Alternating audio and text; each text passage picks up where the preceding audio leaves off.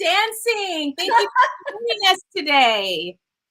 How are you, everybody? It's so good to be back. It's been a minute. Yeah, it has been a minute. We haven't been live, and did we skip a month? Yes, we did. We had a really busy September. Yeah.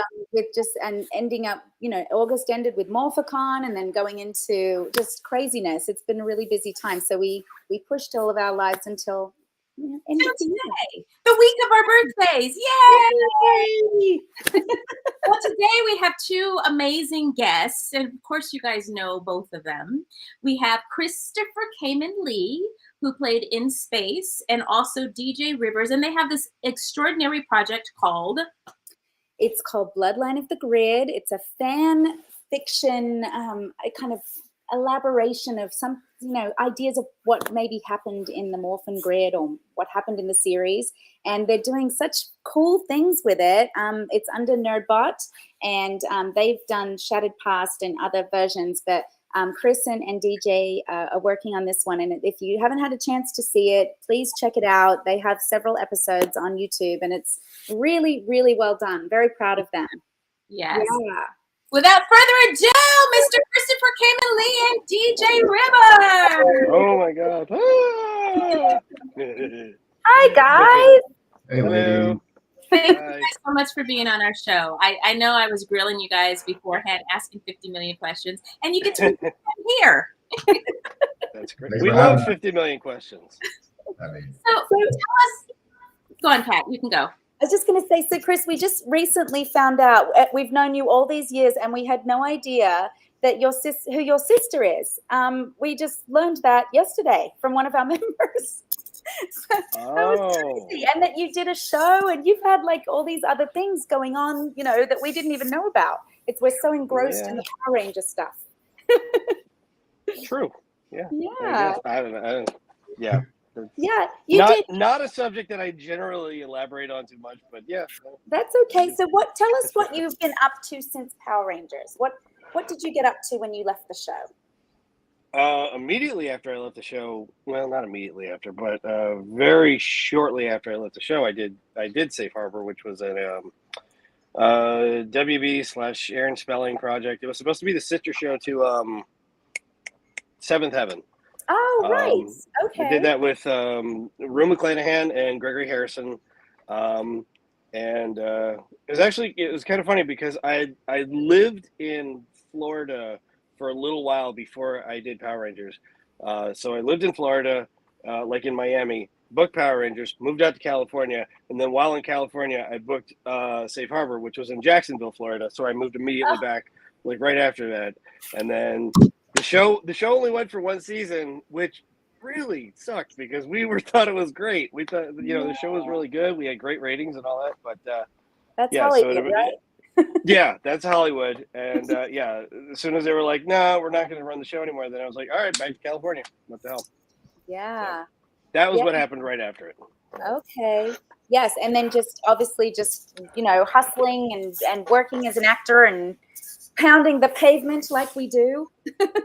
doing my best back then. Yeah, boy, it was a different time back then. That was 98, 99, like just around 2000 and whatnot. That it was such a different time from what auditioning and things like that are now, because now it's like you guys remember, like, we'd have to drive all over LA and like you would have like maybe 4 auditions in a day. And it's like, okay, I'm going to Santa Monica, then I'm going to Hollywood, then I'm going back to Santa Monica, then I'm going somewhere in the Valley, then I'm going to Van Nuys. And now it's like, no, I just do it all on my phone. And it's like, yeah, but that's what?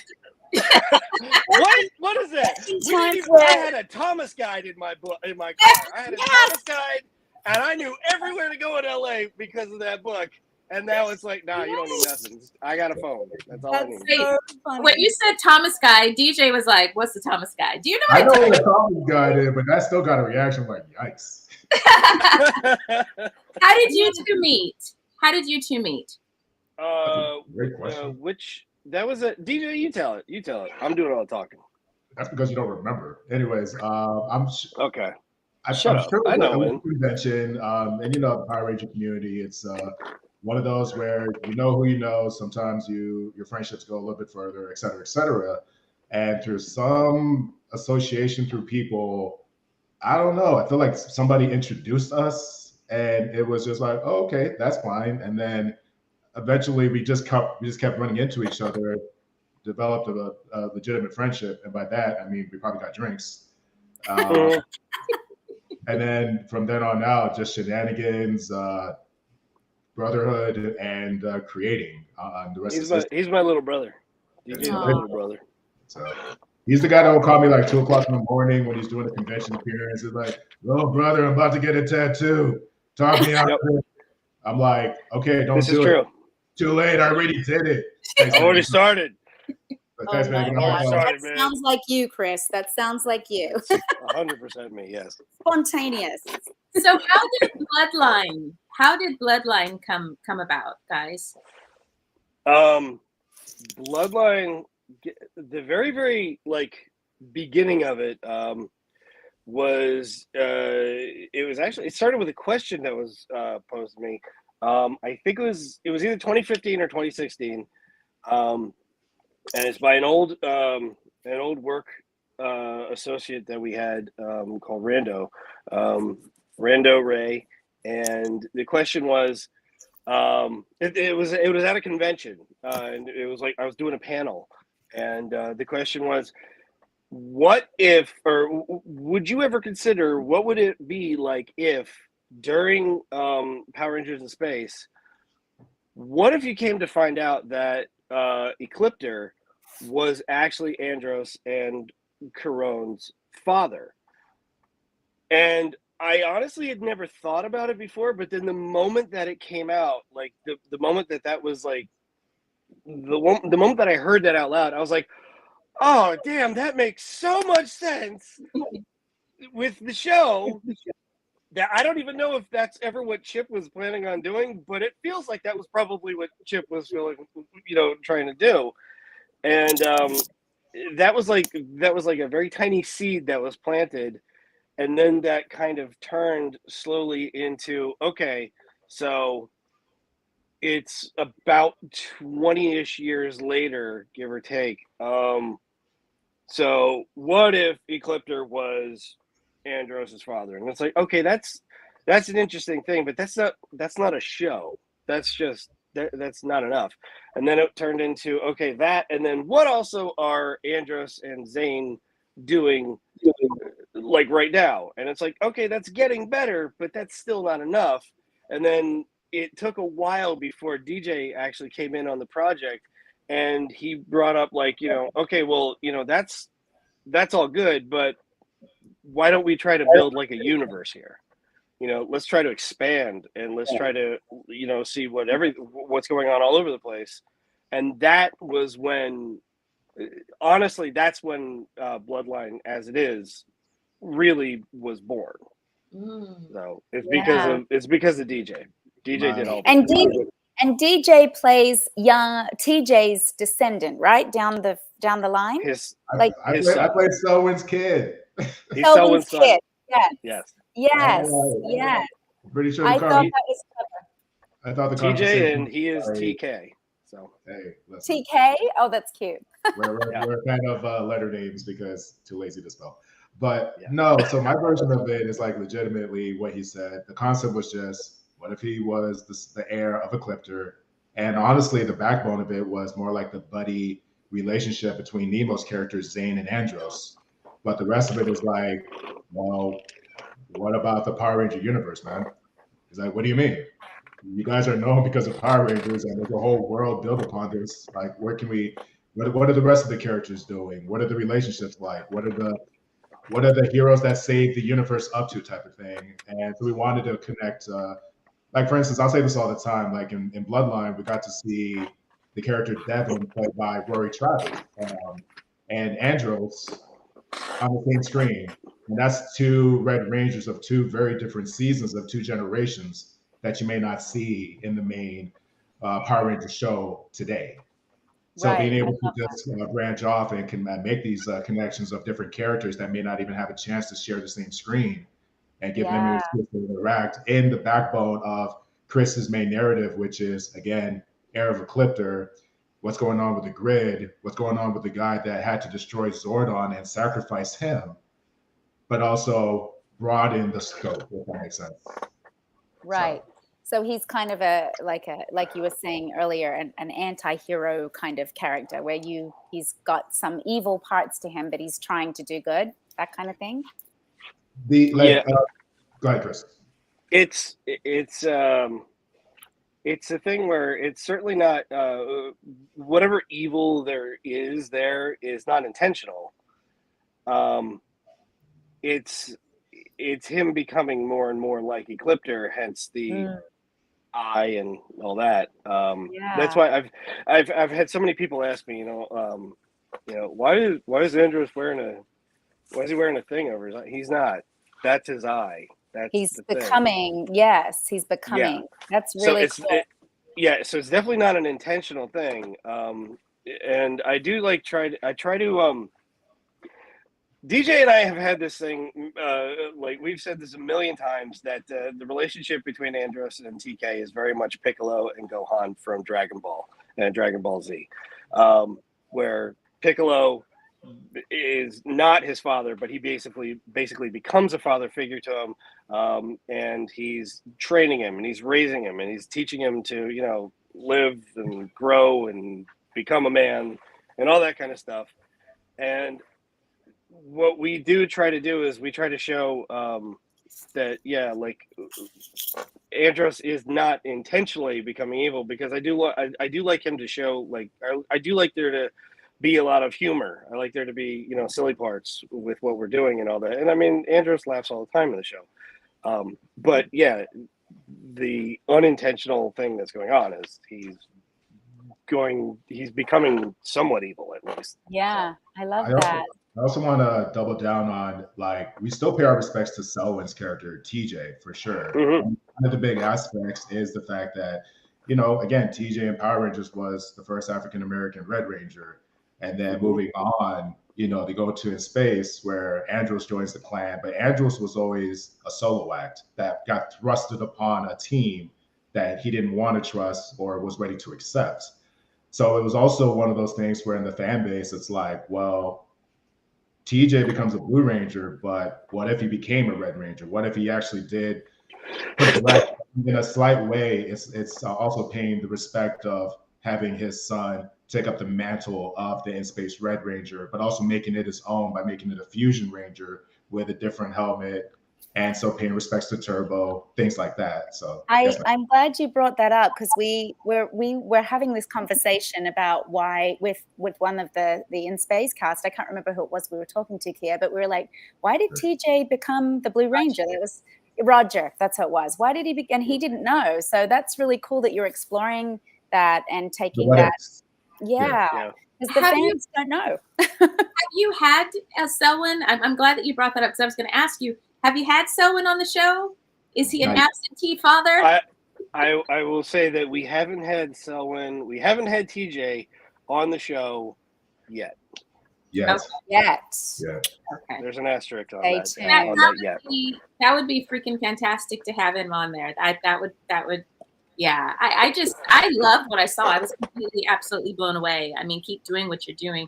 We have tons of questions that have rolled in. Yes. So to our super chats. Our first super chat. Oh, we didn't show you guys a super chat dance. What? Super chat dance. We got a super chat dance. We go, super chat, raise them up high. All right. Let's give it a try, shall we? All right, first super chat. All right, super chat. Raise them up high. With more enthusiasm, guys. All right. The first question. We passed. First question comes from, why does this say September 26th? Isn't today October 19th? October 19th, yeah. Yeah. They've been waiting a long time to ask this. That was an important day. It has September 26th on here. I don't get that. Anyway, hi Nakia. This is from Taisu. Taisu says, hi Nakia, Kat, Christopher, and DJ. What is your favorite episode on Power Rangers in Space? These questions will be for Chris and DJ. Oh, okay. DJ, what's your favorite episode of Power Rangers in Space? You're talking to the guy that wasn't on the show first? What? Why not? You could still have a favorite episode. Yeah, I you can have a favorite episode. I'm just saying, I feel like your answer is more interesting. I would honestly go with the first episode because it set the tone for. I mean, Power Rangers in Space is basically Star Wars. It really is. And Andros, I mean, Chris's character comes in like Luke Skywalker in a hood, in the home base of all of the evil main. It's Return of the Jedi. It's Yeah. It's the intro scene of Luke walking into Jabba's palace. I mean, that's what it was. Basically said, "F your dinner," ran out, got a new team, and said, "Hey, now, dude." I mean, the concept of Power Rangers in Space alone sounds silly, and that was like the beginning of it being a bigger galactic story compared to something on Earth and the monster of the week and everything being contained in the city. Now we're fighting for the universe. So I'm a fan of the first episode. Okay. Good answer. I didn't even show up in the first episode, though. That's why I was his favorite. I'm kidding. Thank you. Somebody had to explain. I had a feeling. Actually, so I do know which one was my favorite. My favorite was called Flashes of Darkonda, and so DJ liked the first one that we did, where it was very much reminiscent of Return of the Jedi, Luke going into Jabba's palace and all that. I liked Flashes of Darkonda because it was basically A New Hope, Star Wars A New Hope, where they go to the Mos Eisley Cantina. We just basically did Star Wars the entire season. So that made me very happy because that's what I grew up with. I love that. But yeah, Flashes of Darkonda, it's set in a cantina thing. And, you know, he's undercover and he's kind of like doing flips and all this stuff and dealing with Darkonda and all that. So I liked it because it was a cantina and I was like, cool, I'm in Mos Eisley. I feel like you're lying and your favorite episode is the Ninja Turtle episode, but that's just me. Man, I will choke you. I will choke you.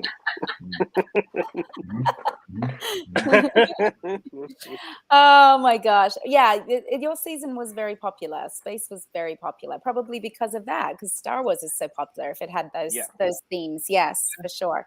Next question is from one of our members, Jacqueline Amira. Yes. Super chat. Raise them up high. DJ. Hey, Jacqueline. DJ. Loser. The three of my favorite people are here. Who's the one that's missing? 4 of her favorite people. I'm going to correct her. Oh no. Okay. She said Kat, Nakia, DJ, and It's Chris me. too. I'm busy taking my talk. Sorry, I have little eyes, just so Busy you know. baking. Guys.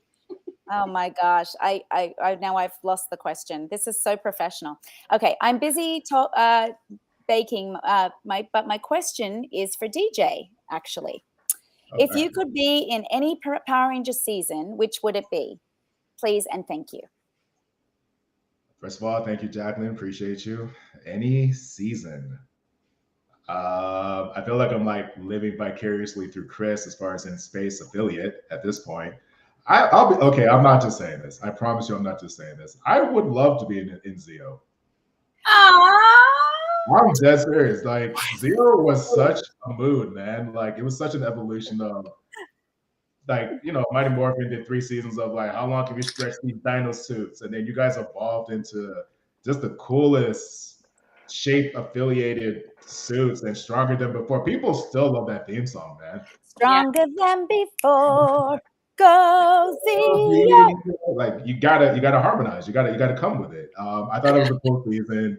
Austin came back. Like it was a cool team of, you know, past, present, and future at that time. You know, you did have the OG Red Ranger being the Gold Ranger. You did have Nakia joining the team, and then you had everybody else that might have came from the Stone Canyon, Rocky, Aisha, and all that.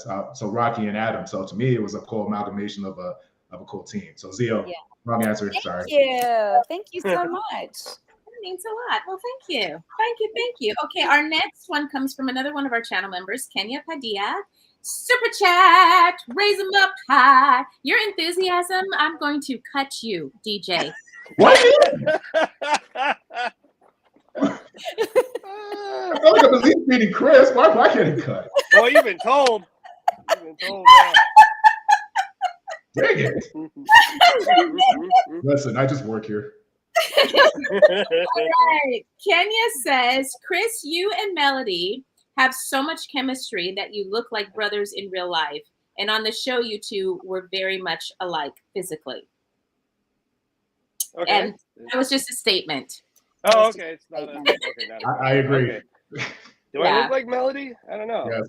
Yeah, you were very pretty back then. I don't think I mean, no matter how pretty I was, I don't think I was ever as pretty as her.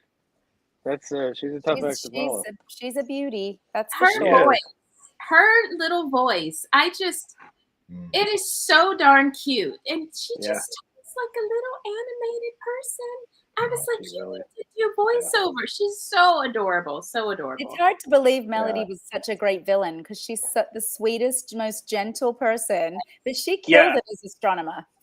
That's one of the funniest things about Melody is that I've done a lot of cons, panels and stuff with Melody and Justin Nemo, especially when it's like the three of us together, and she has she always wants to sit in between the two of us because she'll always sit there and tell us like, okay, I want you guys to do all the talking because I'm too scared to say anything that's going to be wrong. And Nemo and I, Nemo and I are like, we don't give a damn. We'll say whatever because we don't care how stupid we look out there. But she's so terrified of saying anything wrong. And it's just like, how are you the bad guy? I don't get that. she's so mousy. She's so humble too. Yeah, like we had her on the show live, and she's just so gentle and sweet, and like amazed that people know her. And she's just a very sweet soul. She is. Indeed. Yes. Okay. Next question is from Regos the Sky Dragon. Ooh. Great name. Oh, very cool. Yeah. Raise up your DJ. Thank you. Yes. You got this. He finally woke up. We'll give him a chance. Hey, Chris. Does a small part of you wish that Carone had gotten to be the first in-space Purple Ranger? If so, do you think the season would have done as well if they did it and didn't deviate? I do remember when we had an episode where she was momentarily turned into a good guy, and she always had so we had the flight suits on the show. She had a different colored one, and underneath it was purple. And I remember them talking about having her be the Purple Ranger. But this is back in 1998 when we have to make sure, and you guys on Zio and all that, you guys know the same thing. You have to make sure that everything you film matches the footage that is coming from Japan. They didn't have a Purple Ranger in Mega Ranger, which was the original Japanese series of our show. There was no Purple Ranger, so we were not ever going to do that. Really, there was no chance in hell. So, I mean, if she been the Purple Ranger as opposed to in Galaxy being pink eventually, I don't think it would have changed much. But it just was never going to happen because they got to match the footage. Yeah, it was all about that, the Sentai footage. Yeah. Oh. All right, next question. Moving right along from Lafayette Williams. Super chat, raise them up high. Miss Lafayette Williams says, my question is for Chris. What was it like for you and your team to in the episode of Power Rangers Lost Galaxy to the 10th Power to team up against the Psycho Rangers? That's great. Yeah, that was good. I knew all of those guys already, all the guys that were in Lost Galaxy, because way back when, a million years ago, I was dating somebody that was a part of the production team in the sound department. Scandal. Huh? A scandal. Oh, shut up. I was dating Susie. She worked directly under Scott Page, and so I was there at like on at the The ADR. studios. Yeah. I was there, and I was at the studios all the time, anyways.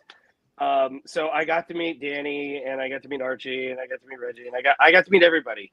And Danny and I, we got really close. We're still good buddies. And yeah, so coming back and doing it, it was like I already know all these guys, so I'm good. I'm happy, and I love Danny. I do too. He's lovely. Sweet. Yeah, he's wonderful man. And yeah, and I was happy that they brought back the Psycho Rangers as the bad guy for that. But I always keep thinking, like, when the hell y'all gonna bring back Ecliptor, man? Come on, man. That's my guy right there. Bring him into Bloodline of the Grid. Oh, we have. Don't worry about it. So Don't worry about it. You have a question. We got stuff set. Did you guys, because you guys are using some of the Power Ranger characters, and you guys do have Power Rangers Bloodline of the Grid, Power Rangers as one of your names, have you had any issues from Hasbro or Toy? No. Not directly. Not that I know of, no. You just said not directly. Well, from what I understand, without getting into details, I think they acknowledge, they're smart, you know what I mean? They pay attention to their crossovers, their demographics, what's hitting, what's not. Even currently, as we're speaking in October of 2022, rebranding is a big thing as far as the anniversary season, which is exciting. But I think it's been all but acknowledged that they know it exists, but we're not a threat. I mean, we're not making money off of it. It is a non-profit, essentially, and it's more of a passion effort than, hey, we're getting rich off of this. I mean, essentially, it is Chris's baby. I'm fortunate enough to be in a position to help bring that to life, but we're not banking on this at all by any means. This is literally a big what if in character development years later after a season, and then just kind of exploring and creating. Yeah, they have people, they have teams that search and know every single They thing. know we exist, put it that way. Yes. Yeah. Yes. All but that being said, Hasbro, if you want to come in and like sponsor us doing Bloodline of the Grid, that's cool. You just gotta let us run the show. That's all I'm saying, man. Yeah, good pitch there, man. Good job. Very good. Very Who good. can say no? Who can say no? Good job. Come help us and just put us in charge, right? Yeah. Well, here's the thing. Who knows it better? You see all of these spin-offs, all of these Cobra Kai. Like, who would have thought? I remember having a conversation with William Zabika years ago at Rhode Island, sweet as pie, known for Karate Kid. And then all of a sudden, YouTube brings Cobra Kai, and I guess it didn't do as well on YouTube Red, and then it goes over to Netflix, and it's like one of the, Yeah, they're on season 5 now. So Yeah. It did okay on YouTube, but they also try to use it as a ship to get people to sign up for YouTube Red, and that conversion didn't make sense in terms of putting that much emphasis on them. So they did decent enough where that fan base did travel with them when Netflix did pick them up. Like, dude, I'm obsessed with Cobra Kai. I love the respect to the original, but still moving it forward. And I'm not comparing this by any means in scale, but that's kind of what we do in Bloodline in terms of familiar characters, but also introducing new ones.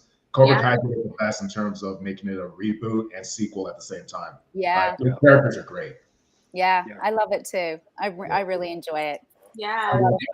great. Yeah. I think it's great what you guys are doing. You guys need to move forward with that. I had some ideas while I was sitting here. Anyway, we'll talk. Sandrock is our next question. Super chat. Raise high. Hi. Very good. DJ's getting his mojo now. I can feel it.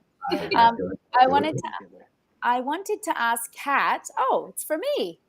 I wanted to ask Kat, would you be up for doing live action Soul of the Dragon? Oh, maybe. That's cool.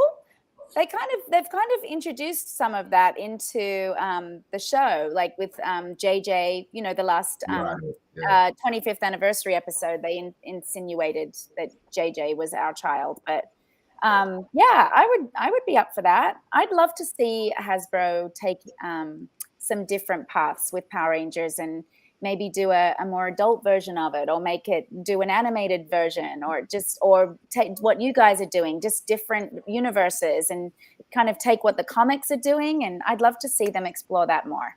I love what Boom Comics has been doing with all of the universes and exploring the characters and seeing what they're doing now, and if they did this certain decision, how their life would change. I really love that.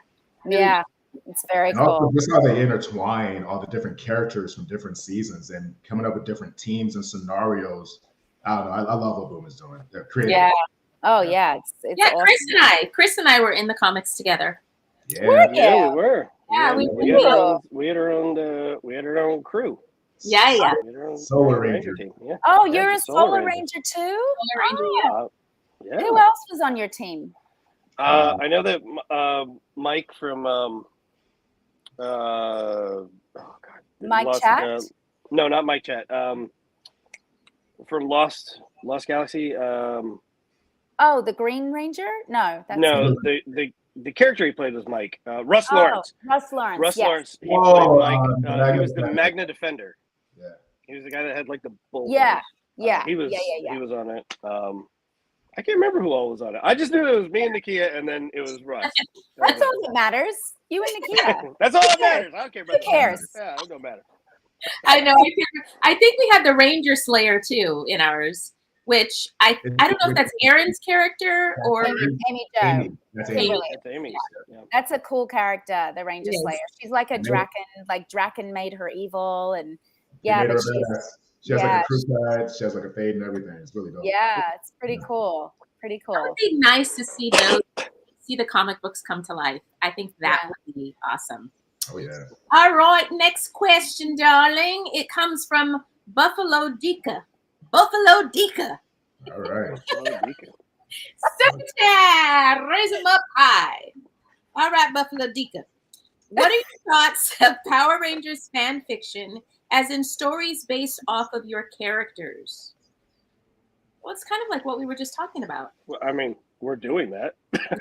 So my thoughts are it's a good thing. If it's done with respect to the character, then great. We are trying to show respect to all the characters that we have on Bloodline. We want, like when we brought Roger in, we told him it's like, yeah, you're going to be Carlos, but it's going to be Carlos. It's totally different Carlos. And we kind of gave him like a little brief idea of like, okay, this is what we're kind of going for with you. What do you think of that? And he was like, yo, I totally love that, man. I want to do that, So what we really want to do is we really want to make sure that what we're doing with people's characters is like, it's something that they think that the character would do, something that they appreciate with, if it's a change, then, something that they like, something that, direction that they want to take the character. DJ and I are very fond of saying, we can, we'll be willing to do something in the series as long as it makes sense. Yeah. That's our biggest thing. It's like making things make sense. Matter of fact, case in point, Patrick, who's honestly such a good guy. I love Patrick. Yes, he's the best. He plays Psycho Red on the show, and he was a happy accident as far as how prominent he became in Bloodline. The conversation between Chris and I after, here's the truth. Episode 1 of Bloodline was supposed to be just a teaser trailer at most. Yeah. We shot way too much. And I was like, let me see if I can turn this into an episode or an episode-ish type of concept.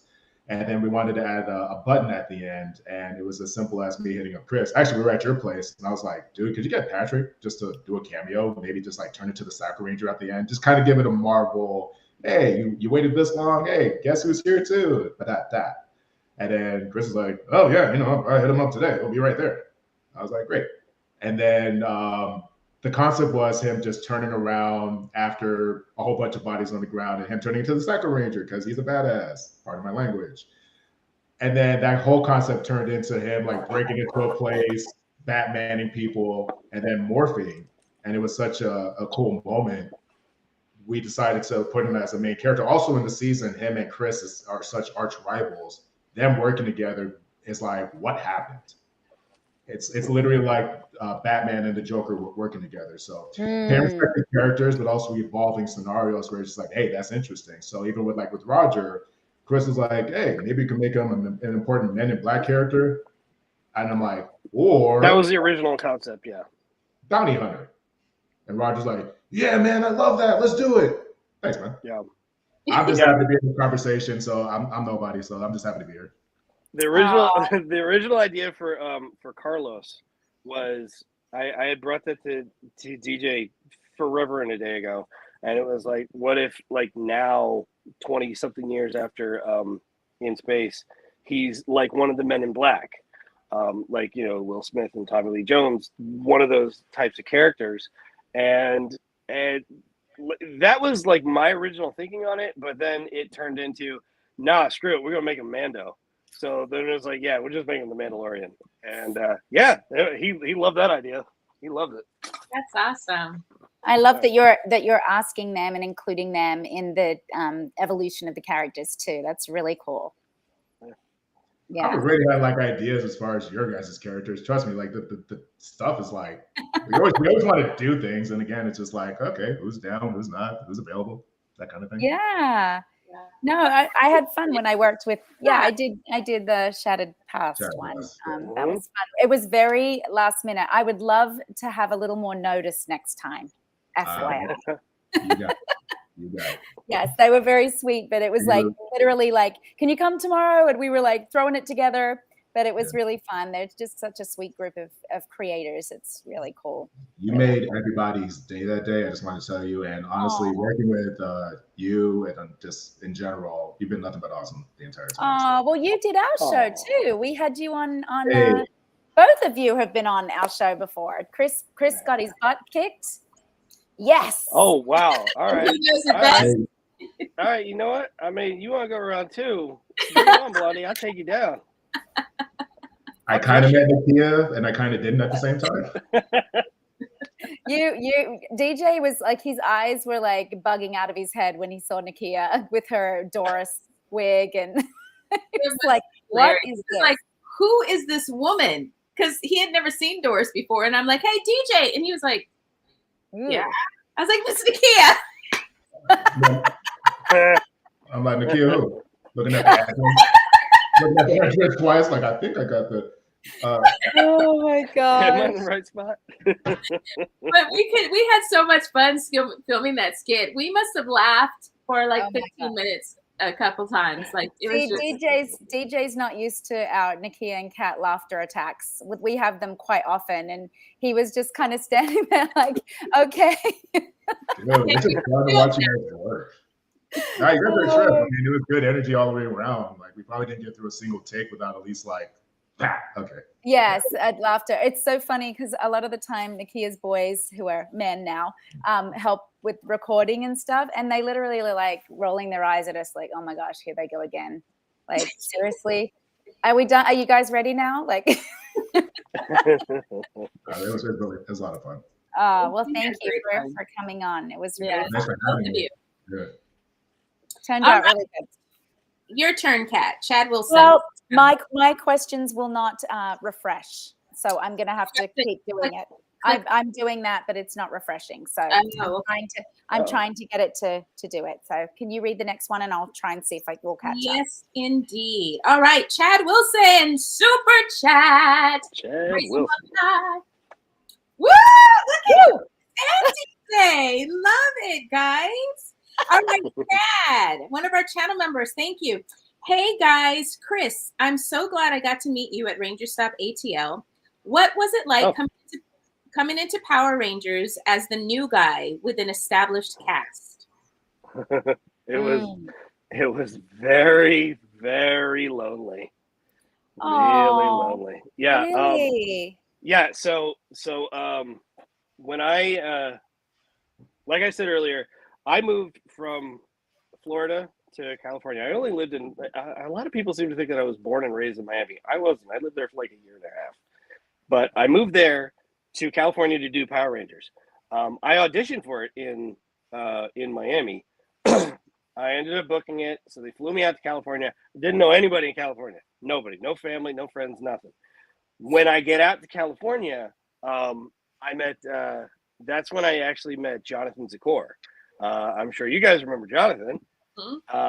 Okay, Jonathan. For those of you that don't know, Jonathan was one of the executive producers on Power Rangers forever and ever. And so the first episode that was in space, my voice was in it. I was not in it.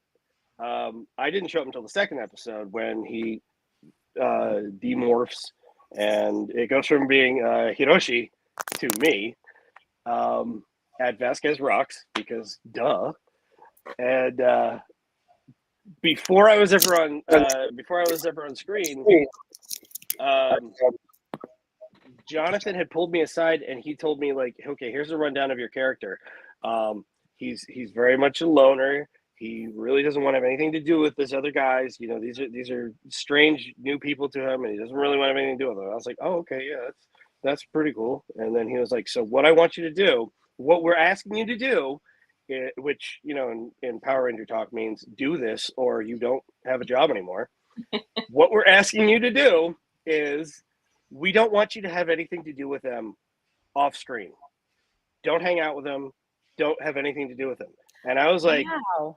Really? And he was like, yeah, because it's going to hurt your character if you have anything to do with them. And here's the funny thing. So I did that because I was like, okay, this is the boss telling me don't have anything to do with them.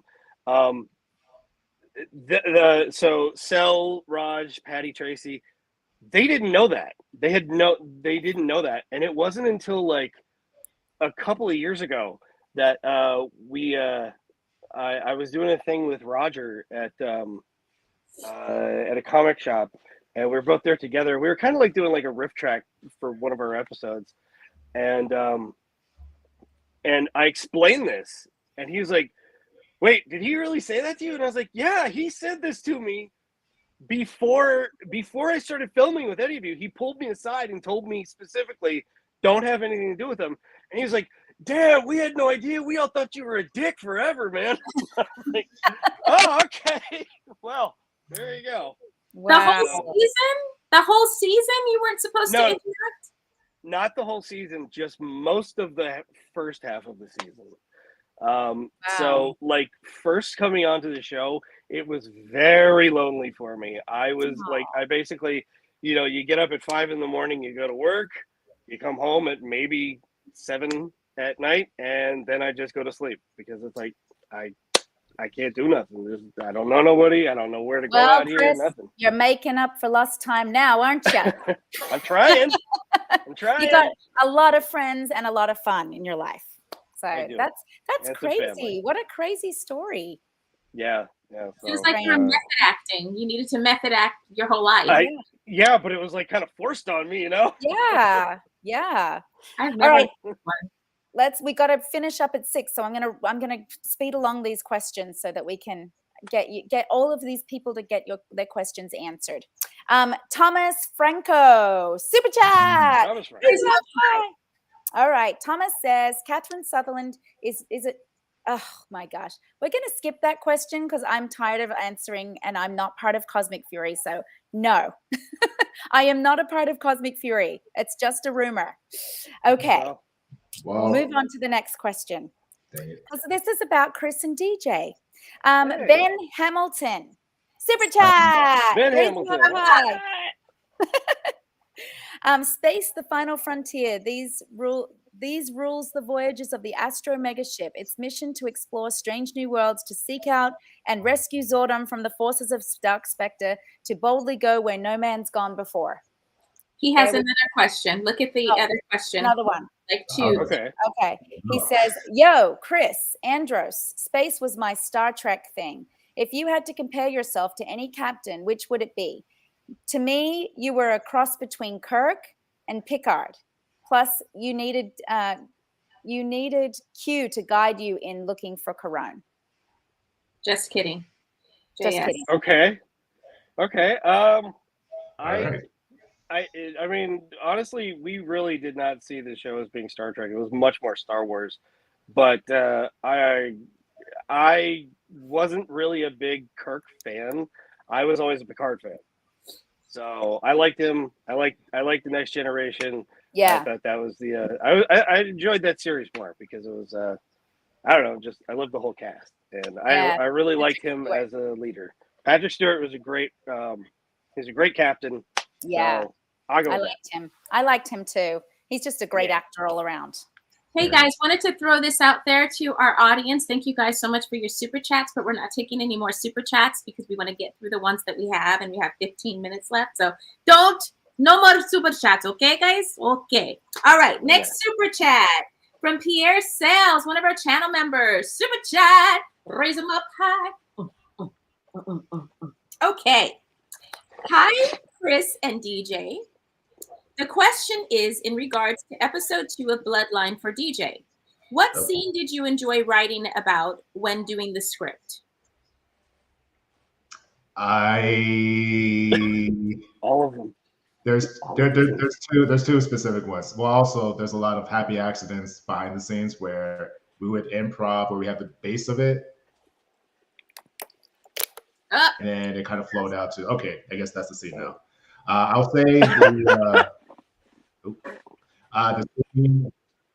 There's actually two scenes. The scene with Nemo and Colin K. Bass, who plays Sam O'Neill, the Omega Ranger, the R1 Omega Ranger in our series. And that was the big reveal as far as Andros' lineage to Ecliptor. Because on promos, if you don't know anything about it, this is a very different Andros. He doesn't have the long hair. He has an eye. His eye is different. He's transforming. Like, what's he about? So I feel like that put to bed a lot of that inquiry. And then, honestly, the interaction between Rory, who plays Devin from Beast Morphers, Christina Ho, who plays Betty from Beast Morphers, and the whole Red Raiders on the spaceship, just that whole dynamic was a lot of fun. And there was a scene where myself and Betty, Christina, get into a whole couple spat, and that back and forth was kind of fun. And, you know, it was very synergetic. It was very... like, we laughed the entire time. Like, it's almost like, hit him again, hit him for real. Like, okay, thanks, guys. I love Rory. He's the best. Yeah, Rory is sweet. DJ also DJ loves writing and giving Patrick all the best lines too. Oh, ooh! He keeps giving him. That's a rivalry there. I love that thing. I love it too because Patrick's delivery as Psycho Red is always perfect. He just boy does he kill it. Sure. I mean, case in point, like Patrick eats his stuff. Like he eats the scene, right? It'll be something as simple as, you know, like Chris mentioned, we like to include levity once in a while, but also, as you mentioned, keep it mature, making it an accessible version of Power Rangers that may not be your dad's Power Rangers, right? And banter is one of our things where Chris and I will just go back and forth, like, what about this? What about this? And then Patrick, I'll give him a line like, okay, so his line is like, hey, the scientists I interrogated, I say tortured. He's supposed to say interrogated and keep it moving in that scene, just like, oh, bop, bop, bop. Yes. He goes, well, the scientists I interrogated, tortured, interrogated. Yeah. It's the scene. That is so true. That is so true. He really gets into it. And genuinely, my reaction at that point, going like this, that was I was like, great, man. Let's go. It was perfect. Perfect. Oh, that's funny. Okay. Two questions from Bicklicky Studios, who is Scott Bicklicky. He was actually our very first channel member on our last. Yes. Very cool. Yes, last super chat. So super chat, make it good, DJ. Come on. Oh my god. Super chat. Raise them up high. Ooh, ooh, ooh, ooh. Come on, Kia. Give a little beatbox. Look at Chris. That was. I'll go for it, baby. Do it. Kill it. Oh, that's funny. Okay. Hi, Chris. In Space is my favorite season. My question is... You have good taste. Yes, he does. Do you think everyone would forgive Andros for killing Zordon? Thank Never. you. Never. Okay. You know who the actual person to answer this is? It's not me. It's Dave. Dave Fielding. I'm very good friends with Dave. I'm very, very good friends with Dave. He and I live stream on Twitch all the time, and I have him with me all the time. We both love playing video games and just being generally funny and goofy with each other. He has dealt with this question before for me. He will be the first person to tell everybody First off, Zordon told him to do it. He told him, no, you got to do this. So do this. And second, the reason why he told him to do it was the stakes were you kill one person and you save everybody. Or you don't do that and everybody dies. Not really much. It's pretty much a no-brainer. You sacrifice Zordon and you live with it. Yeah. Because you actually get to live now. So, right. Yeah. Good answer. I agree. Dave will be the first person to he will shout that from the mountains because he's always like, I can't believe you get asked that. He did. Zordon yes, took he did. Yeah. He took one for the shout team. out to David Fielding because he's actually nice enough to provide his narration for Bloodline every episode. So the person you hear in the beginning of every episode is Dave. Oh, he has a beautiful voice. Yeah. Beautiful voice. Awesome. He does. He's a beautiful man with a beautiful voice. Yes. Yes, he is. He's very sweet. Sorry, Scott has a second part to his question. Chris and DJ, we know Justin Nemo and Roger Velasco were on Bloodline of the Grid. You think Tracy Lynn Cruz will be on a future episode? Thanks. He loves Tracy. That's his favorite Ranger. Oh, anything is possible. You never know. You never know. Stay tuned. I go with that. I mean, we'd love to incorporate as many legendary Rangers as we can. I'll say this right now. Again, it has to make sense. And also, we want to do justice to the characters. We just don't want to just throw them in either. Right. Yeah. Absolutely. All right. Right. So, wow. That means we're at the end. We're at the end. We're at the end to the last two fun questions. She just likes to shock out. She likes to shock the eardrums before we get to the final questions. So, Kat, you asked your question, darling. All right. My question is, if you could have one superpower, just one, what would it be? Chris, go. Shape changing. Ooh, shapeshifter. Yeah. All right. Change it whatever you want. Yeah. Like being able to change it to whatever you want. Yeah. Okay. So not necessarily just animal. Like it could be a person. No, like literally anything. That's really cool. Okay. Yeah. DJ, you didn't know that I already had that ready, did you? Yeah, you were way too quick that I was not ready for it quicker. It's like the waiter asks what you want to eat. You go first. Filet mignon. Ah, dang. Okay. Any power, like I can just make up anything. You can whatever you want. Erin, just so you know, Erin Cahill said that she would fly and cry and her teardrops would water the earth. So that's amazingly specific. Water would come out of her arms. And she would just like water the earth with her tears. Anime wholesome answer. That is so specific. That gave back to. That's a superhero right there. Dang it. Okay. I was going to say time travel, and now I sound like a jerk. No, you're good. No. I'm going to say time travel. Good, man. Time travel. Very good. You know what? Back to the Future is my jam. We can do some damage here. There you go. Back to the Future was pretty cool. Oh, okay. It's a little bit more serious. It's but it's something to make you think. If you could go back to your 10-year-old self, what advice would you give him? Oh. DJ, we'll start with you. Put down the donuts. Put down the donuts. Damn. See, he had this one ready. Damn.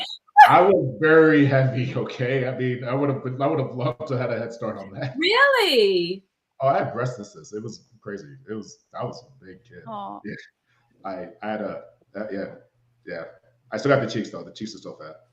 No, not at all. So your advice would be put down the donuts. Oh, absolutely. Okay. Fair enough. Well, for me, 10 years old. I'm getting excited. That sounded.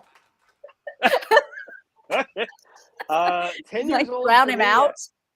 I was actually, that's just a couple of years before I actually started writing, but I think I would probably just told myself, hey, get into it now. Just start now. Just, start focusing on it as heavily as you possibly can. I started writing when I was about 12, maybe 13 or something like that. But if, the earlier I could have told myself, the better. So, focus on that. So. Yeah.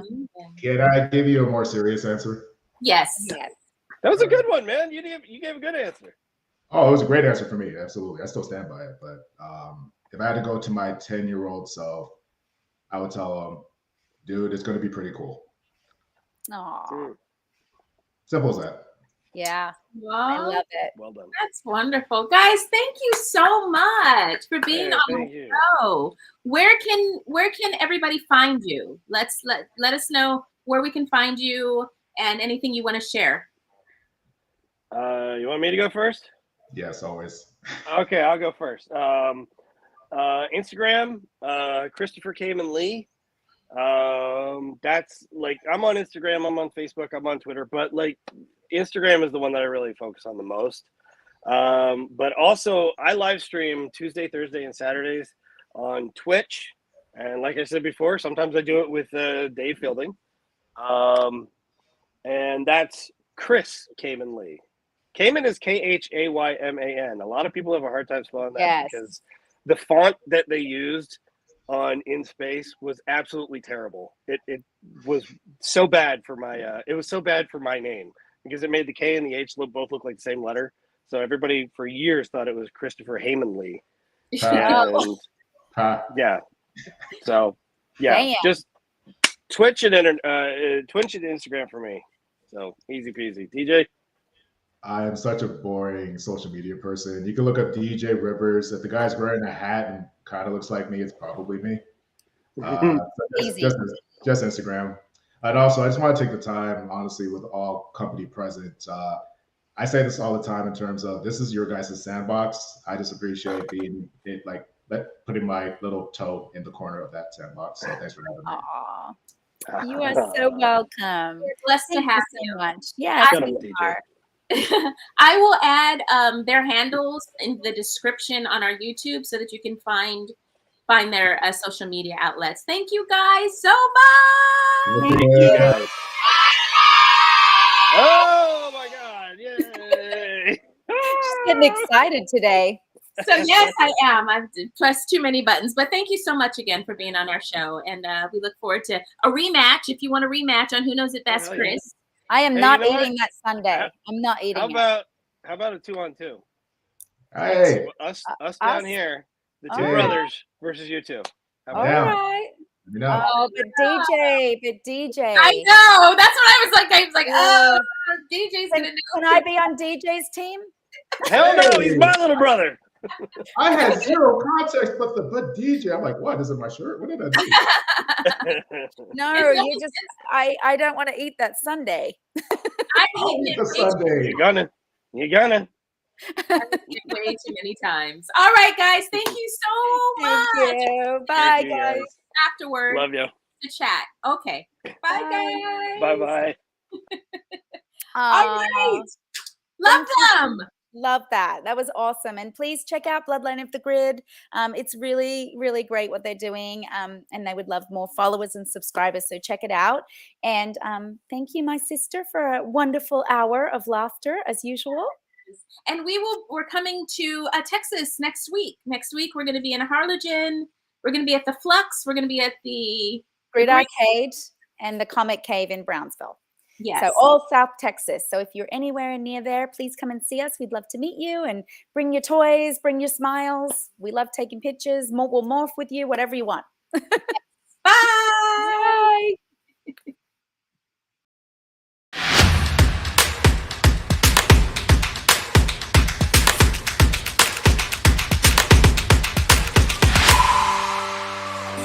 Bye.